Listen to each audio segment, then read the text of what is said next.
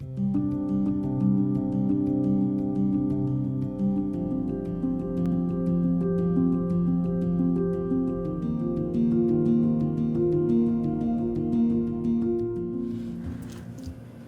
to this episode of the Oregon Minute. Today we are interviewing Mike Gracz, Village Administrator. We're talking about his upcoming retirement and village finances amid the pandemic.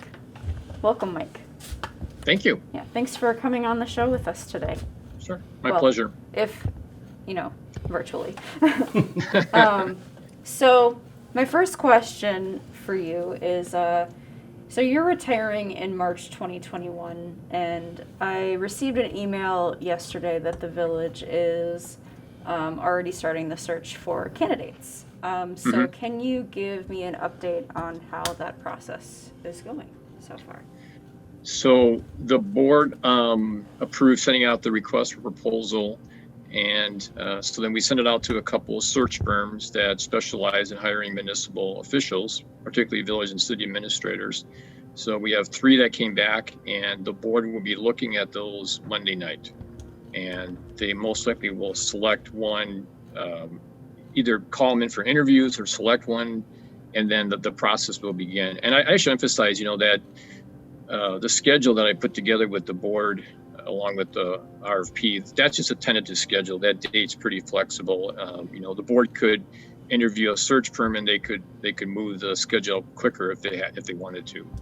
I was trying to work around not having the board do interviews during the budget in October, and then also the holidays as well. But they could change their mind and do that if they want.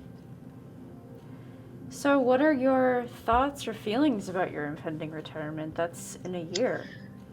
Yeah, so I would have been here for 21 years, and so that's a long time for an administrator to be in one spot. And so I've had a really good job. Someone is going to be very lucky to get this job because of the board and the great staff we have and the great community.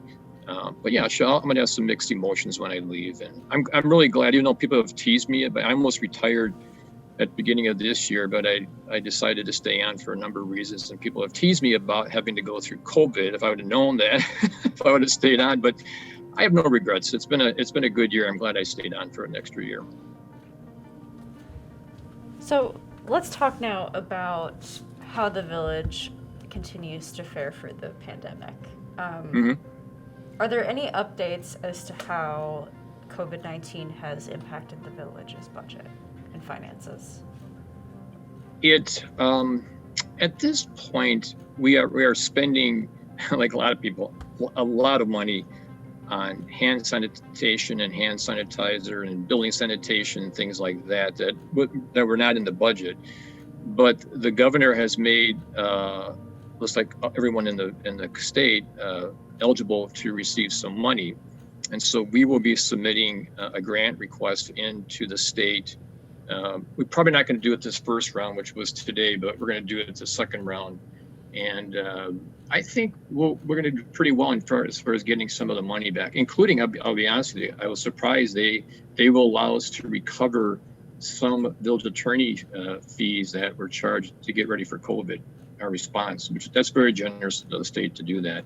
So I think from that perspective, we'll be okay. We're not like the city of Madison and other communities that really depend on the room tax. And so when, we keep 30% of our room tax per state law, and Lisa and the finance director and I were just sort of putting that money aside for the future. So we know that room tax is going to be way down, but it isn't like our budget was dependent on that. So I think at this point we'll be okay.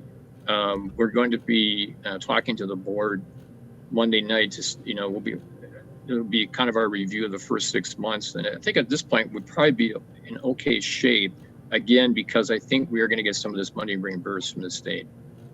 And so I would imagine that the village is probably watching, at least in the federal sphere, for the passing of the HEROES Act, which, as far as I understand, will include money for municipalities to address any shortfalls that they may see coming up. Yeah, so we're constantly We have a really good lobbyist we work with through the Dane County Cities and Village Association. The League of Wisconsin keeps us up, apprised on this. Candy Jones in our front office, she's done a wonderful job of making sure we're staying on top of grants. So we will apply for whatever grant we think we're eligible for to get us through this, believe me. So has the pandemic affected has it resulted in any changes with staffing, or has it affected projects, at least, that will be outlined in the 2021 budget? Initially, we did furlough some employees. It was a crash course we took in COVID-19 response.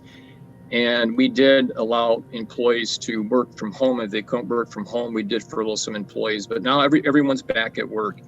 And I will say it took us a little bit of time to get caught up in some projects. I don't think we actually are caught up in everything.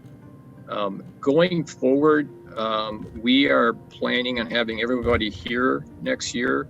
I just saw what the CDC said last night, that they're expecting a horrible, which is disappointing, horrible winter.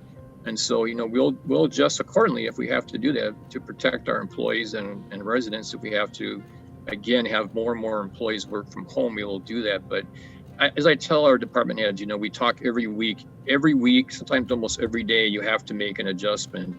And that's what we've been doing. And we'll continue to do that in the future, including going into 21. So what other measures have been taken to address any potential shortfalls that will be seen in the 2021 budget?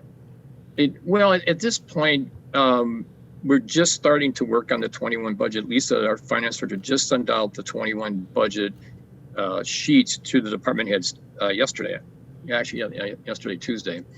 But prior to that, we had, some department heads hold back some positions, filling some positions to help 2020. And so we may end up carrying some money over, including potentially some of this grant money, depending on how 2020 ends up, into 21 to help us sort of keep the levy down in 21.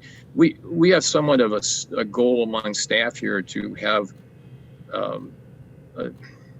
a really, hopefully, an affordable tax increase on an average house in 21. That's what we're really shooting for, because we know people are hurting out there in the community. So we're going to try to do our share to keep taxes down as much as we can in the 21 budget. So how does it feel as administrator? Oregon has a lot of really big projects coming up, the new library, the JC Park renovation, of course, the Janesville and Park Street reconstruction, and you oversee all of that. And so as administrator, I would imagine that this crisis, how does that make you feel, knowing that the village is undertaking these large projects and continues to grow in its population? I would imagine that, how does that make you feel, just knowing that there's all this growth happening, and yet here's this crisis that might unfortunately muddy some of that up? Sort of goes back to your first question about, leaving here. I was really excited about, staying at the extra year, because I saw all the exciting projects happening. I wanted to be at the board meeting where we announced, we're officially building the library. We're starting to build the library. I wanted to be at the board meeting, for example, when we finally had the $500,000 raised for JC Park West. So it's very disappointing that has been put on hold for now. But we'll get back to that. The economy will get back. Hopefully things will improve next couple of years. But that's been somewhat disappointing, that those two projects that right now are dependent on raising some fundraising money are sort of I guess we kind of gone back a little bit on that, even though we're doing some fundraising. So that's disappointing. We are going to continue, and you'll see when we release what's called our capital improvement program for 21 through 26. We are continuing to do our street projects. Here is very similar. When we did this during the recession, we get great bids on public work projects because contractors are looking for work. And so this is actually a good time to do projects like that, Plus, you can borrow money for very little interest. And so we're going to continue to do projects like Janesville and Park Street. We anticipate doing North Main Street with the county in 21, Janesville in 22. As you know, the board approved us putting the intersection improvements of Perry Parkway and Janesville in the budget for next year. So we're continuing to do all that we've been talking about. I grant you the two projects you mentioned, JC Park West and the library, are at this point, we don't know when that's going to start because, they're dependent on raising money. Well, Mike, is there anything else that I missed that you would like to mention here on the show? No, I just said I think I want to emphasize to the village residents that we really appreciated their cooperation. We have had the village hall closed since it began, and people have been very understanding of calling us, and we come down there and meet people in the lobby. I think people have been very cooperative in doing these Zoom meetings with us, versus putting village board members and staff at risk. So I really do want to, express our appreciation for that cooperation from our residents. I really appreciate it. Great. Well, I think that's all the questions I have. Okay. I think this is a great place to conclude. Okay, great. Thank you. Yeah. So thank you for viewing this week's episode of the Oregon Minute. Tune in every Thursday at 7 p.m.